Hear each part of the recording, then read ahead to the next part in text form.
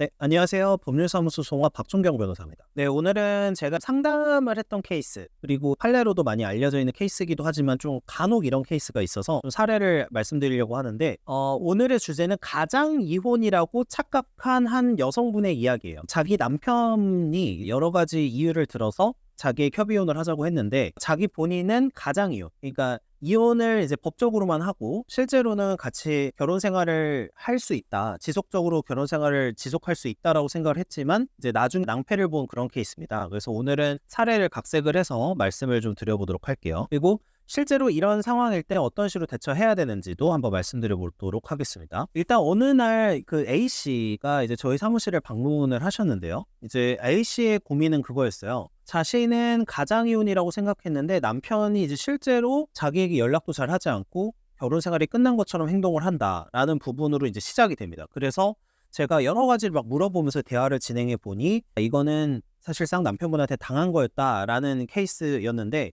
어느 날 이제 A씨의 남편이 A씨에게 와서 이렇게 얘기를 했다고 합니다. 자기가 이제 사업을 하고 있고 사업을 하다가 많은 빚을 졌다. 그 빚 때문에 혹시 빚쟁이가 집에 찾아오고 또 아이들한테 해를 끼치고 이럴까봐 굉장히 두려운 상황이다. 그러니 일단은 이혼을 하자. 협의혼을 해서 재산분할로 지금 살고 있는 집을 줄 테니까 아이들하고 일단 집에서 살면서 자기는 다른 데서 생활을 하겠다. 그리고 별거를 하면서 생활을 하되 이제 우리가 결혼 생활을 계속 할 거는 똑같으니까 너무 걱정하지 마라. 이런 식으로 얘기를 했다고 해요. 뭐 A씨 입장에서는 좀 당연히 당황스러울 수밖에 없고 어이가 없을 수밖에 없는데, 침착하게 이제 마음을 가다듬고 좀 고민을 해봤습니다. 해보셨는데 빚쟁이 때문에 자녀들이 여러 가지 고통받는 것도 좀 두렵고 해서 이 제안을 승낙을 합니다. 이때 당연히 이제 사전에 변호사에게 상담을 받거나 그러진 않았던 상황이고요.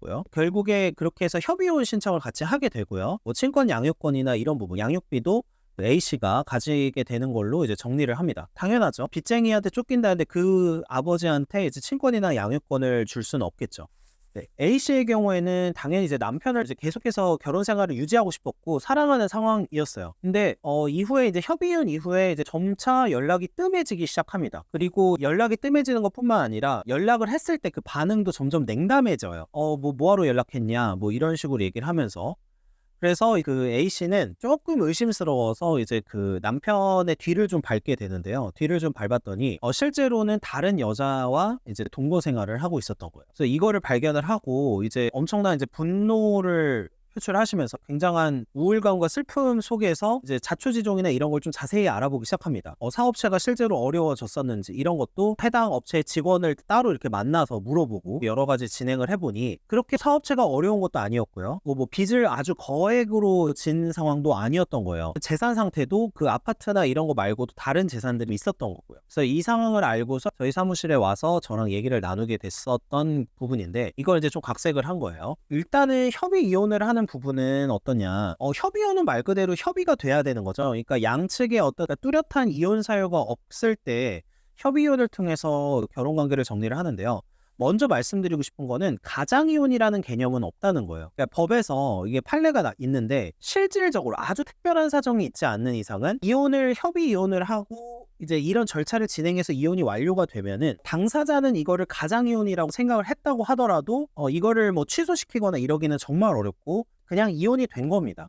이 부분에 대해서 반드시 생각을 하셨어야 되는데 이제 A씨는 그 부분을 생각을 못 하셨던 거예요. 그냥 우리는 서로 양 당사자가 가짜 이혼이다 이렇게 생각을 하고 있었다고 하더라도 이혼의 진위가 있었다고 보기 때문에 이혼 소송을 돌려서 뭐 이혼을 취소할 수나 이런 거는 불가능한 거예요. 그러면 A씨 입장에서는 어떤 걸 해야 되느냐, 일단은 재산분할 협의를 하면서 아파트 부분에 대해서 재산을 이제 받기는 했는데 기존에 내가 재산을 확인할 수가 없어서 못했던 그런 부분에 대해서도 추가적인 재산분할 청구가 가능하냐, 이거는 사례에 따라 좀 다르긴 하지만 가능하다고 본 케이스가 있습니다. 여기서 중요한 거는 이 협의 이혼 일로부터 이제 2년 이내에 진행을 하셔야 돼요. 그래서 이런 거는 최대한 빨리 진행을 할 수밖에 없는 상황이고, 이제 재산분할 청구 소송, 그리고 이런 내연녀가 이제 이혼 전부터 관계가 있었다라고 하면은 이 부분에 대해서 상간녀 손해배상 소송을 진행을 하는 것을 제가 권하곤 합니다. 이혼 자체를 돌리는 거는 현실적으로 좀 승소 가능성이 매우 낮기 때문에 어쩔 수 없이 빠져 있었던 재산 분할 대상 재산 같은 걸 좀 더 찾아내서 재산 분할 청구를 하는 그런 게 있다. 근데 아까 말씀드렸듯 제척 기간이 있으니까 빠르게 시도를 하셔야 된다라는 거를 미리 좀 말씀을 드리고요. 사실 A씨가 가장 배신감을 느꼈던 건 이런 부분이었어요.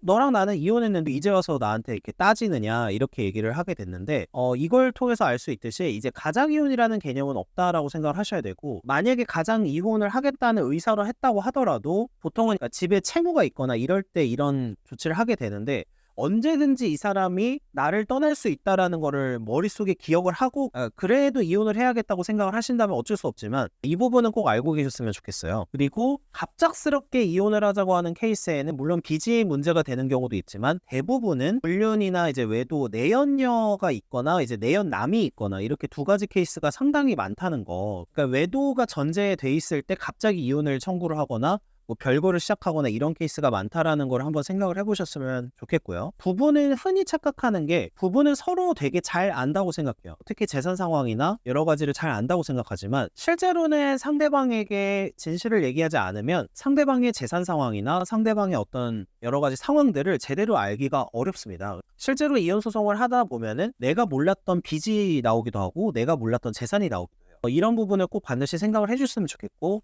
협의 이혼을 하실 거라면 그 협의 이혼 전에 이런 부분에 대해서 충분하게 파악을 하는 작업 같은 거를 거치시는 게 좋은데, 뭐 예를 들면은 계좌 같은 경우에는 계좌 통합조회 서비스 같은 게 있습니다. 이제 보통 공인인증서가 있으면은 그걸 해볼 수가 있는데, 서로 투명하게 이런 부분에 대해서 시행을 해보고 협의 이혼을 논의하는 이런 절차 같은 게 좀 중요하고요. 그게 정 안 된다면 어쩔 수 없이 재판상 이혼을 할 수밖에 없습니다.